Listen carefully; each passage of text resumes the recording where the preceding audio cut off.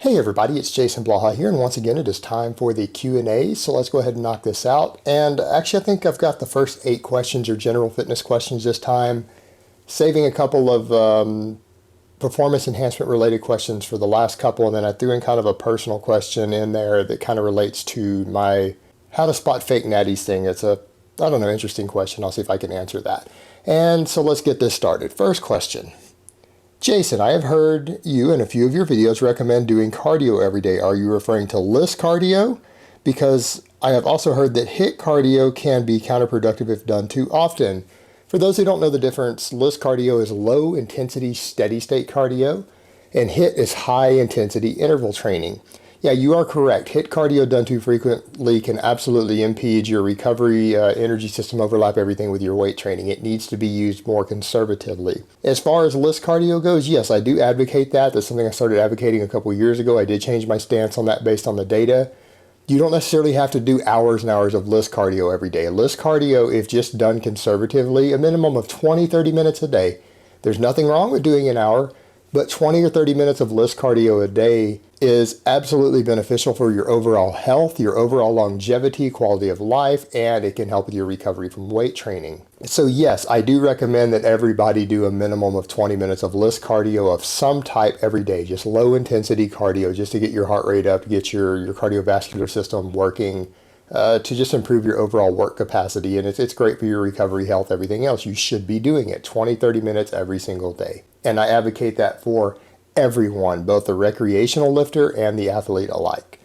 All right, next question. I remember you saying that ice will impede recovery. Why do many pro sports teams still use ice baths and cryotherapy chambers? Well, in large part because those sports teams may not be caught up with all the newest data that's come out in the last couple years showing that cold and ice baths actually slow down recovery. They're useful for stopping swelling before a surgery, but they do slow down soft tissue recovery. So they're actually not a good idea. But as far as sports teams doing that, you have to remember, guys, athletes tend to be looking for anything that they think will give them an edge, even something that's been shown later in data to not. If they're convinced that it will, they'll continue to do it. And athletes have this, the habit of being really superstitious, in my experience. It's like, this is known for years that baseball players used to do these things where if they tucked behind their ear a certain way before the pitcher threw the ball, that he tended to strike people out more. So he continues to do that because in his mind it helps. So if an athlete has been doing these cryotherapy or ice baths and he's winning, even though it might actually be slightly impeding his recovery a small amount and not actually be helping his recovery, if he's been winning while doing it, he's going to continue to do it because he doesn't want to change anything in his program or his way of doing things that might interfere in any way. Because if it's been working, he doesn't want to change what's been successful. So even though the data might show that something is either useless or even slightly counterproductive, the athletes will tend to continue to do things that have been part of their overall 50 different things that they do in the past because they were winning, so why change anything? So that's one of the issues that you do occasionally run into with pro sports. But over time, as things become more competitive and they realize it doesn't help, you'll see more and more athletes and their coaches drop it back out just to ensure that they get that 0.5% advantage in a competitive environment when there's big money involved. So it's something that will just happen over time as the data becomes more well known. All right, next question. Hey Jason, any particular advice for back rounding and deadlifts, specifically the lower back? I've got my upper back fairly straight, but my lower back still rounds pretty heavy things. Upper back rounding is not a problem. In fact, we could argue about even from a strength and size development perspective that rounding your upper back can contribute to things. In fact, always doing a rounded upper back deadlift is one of the things that I attribute to my overall back development and hypertrophy, because people notice that when they see me deadlifting in the standing training videos, that my back is a lot bigger than they thought it was going to be and more developed, and I've got full 3-dimensional back. The rounded back deadlifting, I feel, contributes to that quite a bit. But there are leverage advantages of doing it that way also. Now, as far as the actual lower back goes, it's all about mental cues. You shouldn't be rounding your lower back. Anything below the rib cage, between the rib cage and the pelvis, anything through there, you need to not round that. It doesn't necessarily have to have the protective arch. It just needs to be either neutral or curved back slightly, and you do that through mental cues. Again, watch any of my training clips of me deadlifting heavy, and you will note that I do a hip drop. I start up high and then I drop my hips, and as I drop my hips down, my back goes into a safe position before I pull. Another effective method, another mental cue that people use is to do pull backwards. And if you do a bar roll, you start with the bar further ahead of you and you roll the bar to your shins before you pull. That's another mental cue that you can use to help lock everything into place and pull the slack out. Because really, the key to getting these things right is using the mental cues to pull the slack out of the bar and to put your hips into the right position, because keeping the lower back from rounding is all about where you place your hips at the start of the exercise. And those mental cues, such as the hip drop that I do or bar rolls that you'll see other lifters do, are very, very useful mental cues for causing that to happen, to get those hips set in the right place. And once your hips are in the right place and then your torso goes into the right place, your lower back will automatically go into a safe position. And usually the guys who you see who are rounding their lower back, it's because they're either leaned too far forward over the bar at the start, or they're starting with their hips too high while not doing a true stiff leg deadlift. So get the mental cues right and it will sort itself out. And video yourself a lot while you do this so that you can get it right. All right, next question. What are your thoughts on using carbs such as highly branched cyclic dextrin and BCAAs pre, intra, and post-workout? All right, guys, this is the sort of stuff that people look for that really for 99.9% of you will have no benefit. It's a complete waste of time. When you start talking about intra-workout carbohydrates, where it's a really highly refined carbohydrate like this, and then you're going with things like BCAA powders, this is the stuff that really only matters for people who combine extreme endurance training with strength training. If you're a hybrid athlete, this sort of thing might give you a little tiny microscopic advantage in a competitive environment as far as your training for it goes. For 99.9% of you, this stuff is a waste of time, a waste of money. And even if you're like, well, it's only 50 cents a day, $1 a day, that's $1 a day. That's $365 per year that you are throwing away for no tangible benefit. Again, for people who only train for 30 minutes or an hour a day tops, all their combined training, I wouldn't worry about this sort of stuff. Again, when you get into things like needing intra-workout BCAAs and intra-workout actual refined carbs, it's not just a rice cake or a piece of bread, then you are dealing with trying to glean a 0.1% competitive advantage for someone who does very, very high volumes of training. And most of you are simply not in the gym more than an hour a day. It's really not something that you need to worry about till you start training twice a day, to where you start combining heavy weight training sessions and then an hour or two of cardio afterwards every single day. Until you're doing things like that and you're training at that sort of workload and volume, this sort of stuff becomes a complete waste of time. It has its place for the serious competitive athlete, particularly those who need to be hybrid type athletes, whether they compete in multiple sports, they're playing in the NFL, which requires a variety of skill sets and conditioning versus strength. Until you're doing stuff like that, this is really just a waste of time and money, and it's just stuff that's been overhyped and it's of little value to you. You're not going to notice any difference from it other than in your head, just psychological. All right, next question. Jason, I have recently employed the use of a pre-workout and have noticed a change in color when I urinate. I drink 6 to 7 liters of water a day during the course of the day, and yet my urine is dark yellow as if I was dehydrated. Your help would be appreciated. Thanks. Well, I don't recommend the use of pre-workouts. Most people know that. I'm not a fan of them. I don't advocate them. That's a whole nother topic. That's again, a video I should probably make in the future again for you guys. But no, I don't recommend them. I don't advocate them. Now, as far as what's causing your urine to be dark yellow, they've probably added a large number of B vitamins in there. A lot of various supplements will give you dark yellow urine. A strong multivitamin will give you dark yellow urine. If you go take a B complex vitamin or a large amount of vitamin B12 or something by itself, your urine will turn dark yellow like that. So that's the extra B vitamins, the water-soluble vitamins being urinated out. So basically they're overloading this product with way more vitamins than your body can actually absorb, and so you're just pissing them out. They're probably not harmful to you in any way. It's not necessarily a reason to be concerned, other than you don't necessarily know what else they're putting in the pre-workout. That's usually your much bigger concern, the amphetamines and things that they tend to throw in there without putting them on the label historically. That can be a big concern, but those B vitamins are probably not going to hurt you, but you are just paying for something that you're just urinating out in large amounts. So that's really what's going on there. 99% chance that's what's happening. You're not dehydrated. All right, next question. It's often claimed that it becomes harder to gain muscle the longer you've been training, or gains are subject to diminished returns. Is this from total training time or time spent bulking attempting to gain muscle? If someone has been training for 3 years but has always been in a deficit and therefore added little muscle besides noob gains, would they still be subject to these diminished returns despite having never bulked? It's a whole combination of factors. Number one, it is about total training age, time training. Your gains will slow over the years no matter what you do, even if you gain slower early on due to inefficient training. If you've been in a deficit, you will still have gained your noob gains. If you were cutting for 3 years straight, you will have finished all your noob gains out. You will have gained 2/3 of the muscle that you will ever be able to gain for the rest of your life once you finish your noob gains, until you go on drugs. And I'm going to assume most of you are not going to go on drugs. So yeah, you're going to see massively diminished returns there. And then the other factor that has to do with reduced gains is not just total training time or the diminished returns, because as you get larger, it becomes harder to gain each new pound of muscle. So think of it this way: every pound of muscle that you put on your body, it's going to take more time and more work to put on the next pound. And it's just going to be that way indefinitely, forever. And so as that happens, that's a factor too. So if you gained muscle, it's going to go down. Training age affects it. But then the other big factor on top of that is as you get older, your body recovers slower from training. Your body produces less anabolic hormones. You produce less testosterone. You produce less intramuscular IGF-1.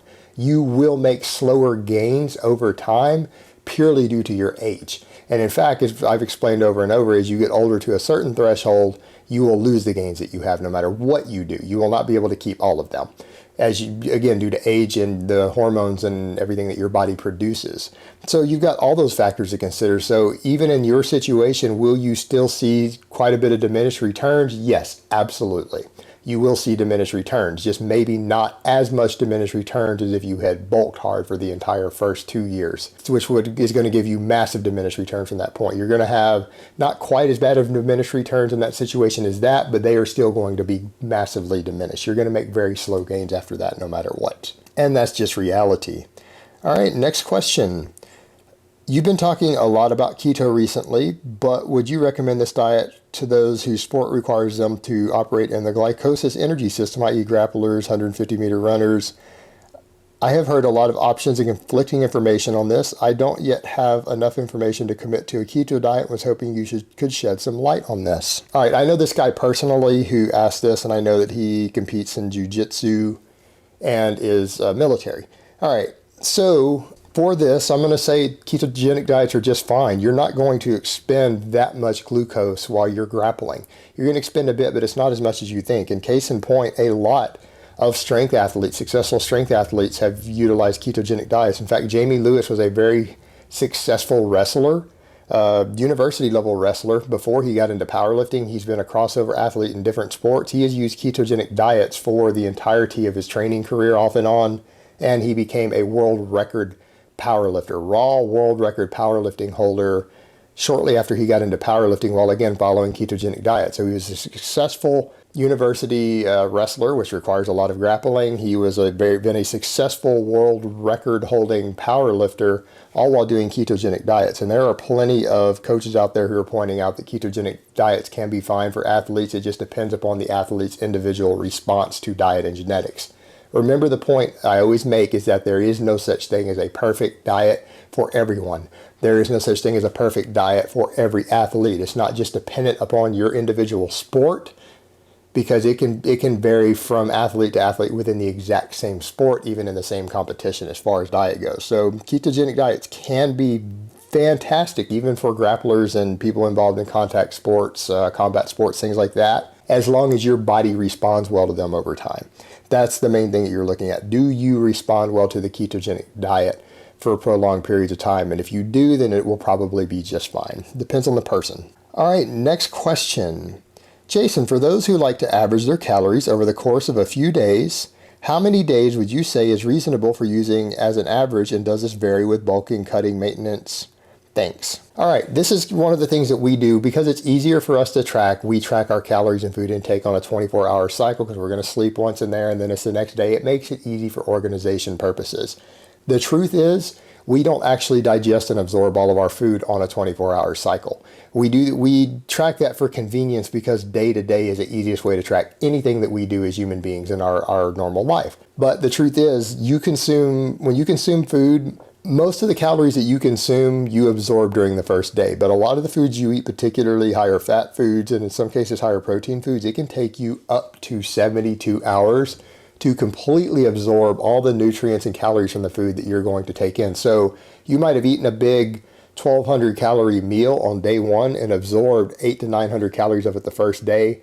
250 calories of it the next day, and maybe the last 50 calories of it on the third day throughout the day. So your actual food goes in waves anyway. So the food that you eat in one day, you don't necessarily absorb all of it. So accordingly, if you're going to just track your averages and you want to stay fairly accurate with caloric intake, probably a 3-day average is going to be just as good for you and just as accurate regarding how the calories actually are absorbed into the body as if you track it every day.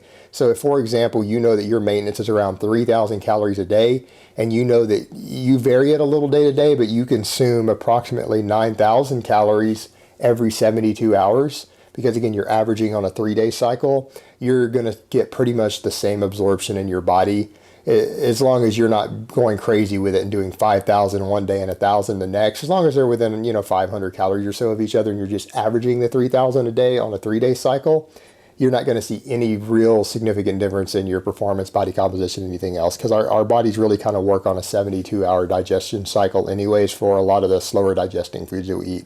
So 3 days is perfectly fine. All right, guys, but that's enough of the normal Q&A questions. Next, I'm going to go answer a couple of more performance enhancement related questions, and then I'm going to answer kind of a slightly off-topic question. All right, so let's get to that.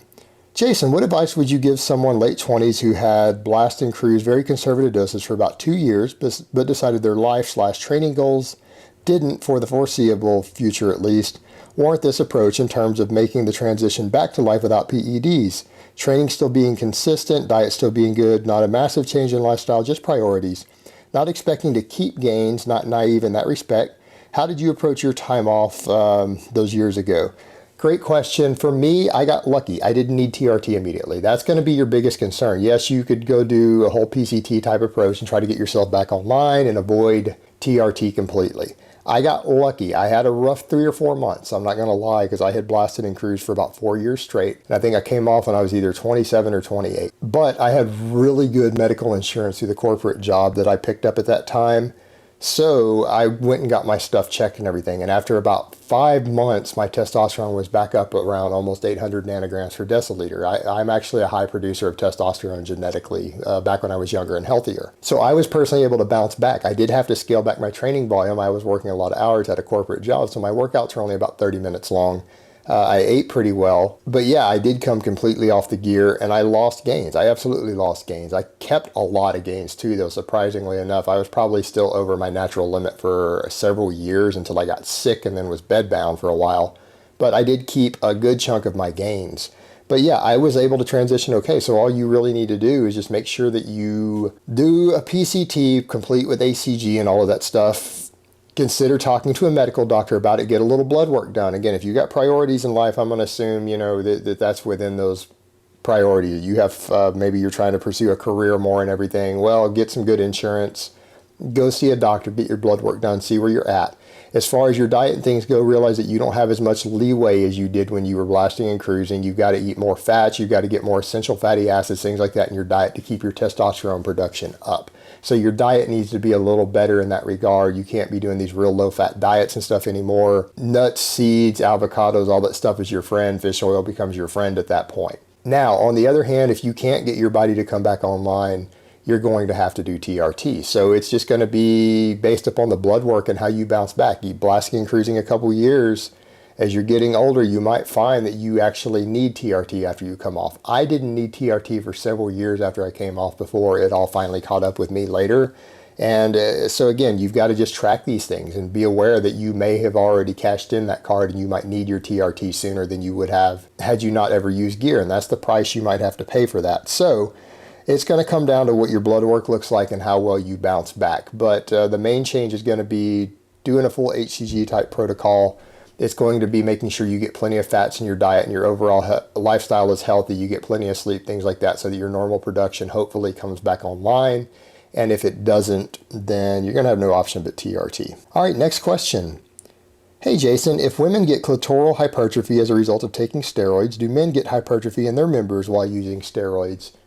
Good question. This varies a little bit. This is not something a lot of guys want to talk about, and the reason for that is they don't want to encourage stupid young men to go on gear for silliest reasons, the size of their penis. But the reality is, yes, they can cause very small changes with prolonged use in the size of a man's genitalia. Yes, they can increase the size just very slightly. And while people are on, because again, you notice there's a vast improvement in vascularity and things on people who use gear for periods of time, it can increase the vascularity in there as well, which can increase blood flow and overall size and everything. So can it do these things? Yeah, they can positively affect the size of that just like it can in women. But again, it doesn't happen to everyone. Just like any other side effect, not every person gets the side effects or all the specific side effects of a drug. Some women don't get the clitoral hypertrophy. So the thing is, this is not going to be a guarantee that a guy's going to get this. So I want to stress that point over and over. Just because some guys gain a small amount of size in that area as a result of it is not a good reason to just jump up and do it. And so that's what the point that needs to be stressed over and over when it comes to this topic. Just because it might give you a small amount of size there is not a good enough reason to jump up and subject yourself to all the other risk involved without thinking through all those risks and pros and cons and risk to reward ratios for you. It's not a good reason. So I just want to reiterate that point. And that's why a lot of people don't ever like to bring that topic up. All right, enough of the PED questions. We're going to get to this final question of the week. I'm just curious, why don't you ever expose powerlifters? You love exposing bodybuilders, but never powerlifters, even though squatting 1,000 pounds is humanly impossible. There are many fake natty powerlifters like George Leeman. Weird question because I did Jesse Norris. And by the way, when you call out powerlifters, you get a ton of hate. Notice my Jesse Norris fake natty video got over 1,500 dislikes, even though he just shortly after tested positive for PEDs and failed his drug test and is banned from the IPF for 6 months and everything else. I still got hate for that. But I did Jesse Norris already. The thing is, it's way easier to call out bodybuilders and powerlifters because it's more obvious. And the thing is, I've already called out all the top powerlifters.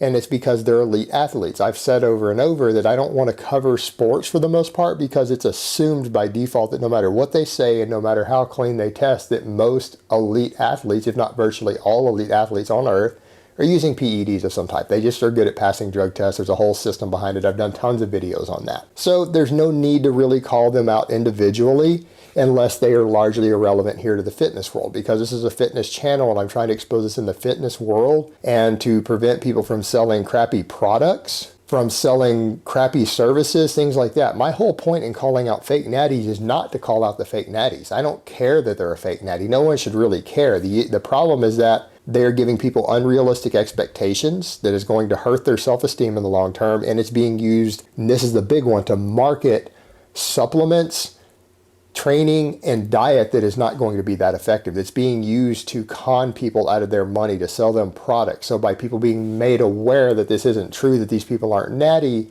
it lets them realize that buying these products based upon the natty status might actually be a con. And then they have the information to weigh that out for themselves and decide for themselves if that product is worthwhile when they pull away the endorsement of the fake natty from it. So that's the real point, is to just give people the cognitive tools that they need to make educated choices as consumers. That's all I'm trying to do. It's a very libertarian approach. I'm providing information to the consumer about the possible scam nature of a product, and then they're free to decide if they want to buy that product or not once they're given that information and know that this might not be all it's cracked up to be, that this endorsement isn't all that it's cracked up to be because it's a fake natty. Then they're free to decide how they want to spend their money and make an educated choice.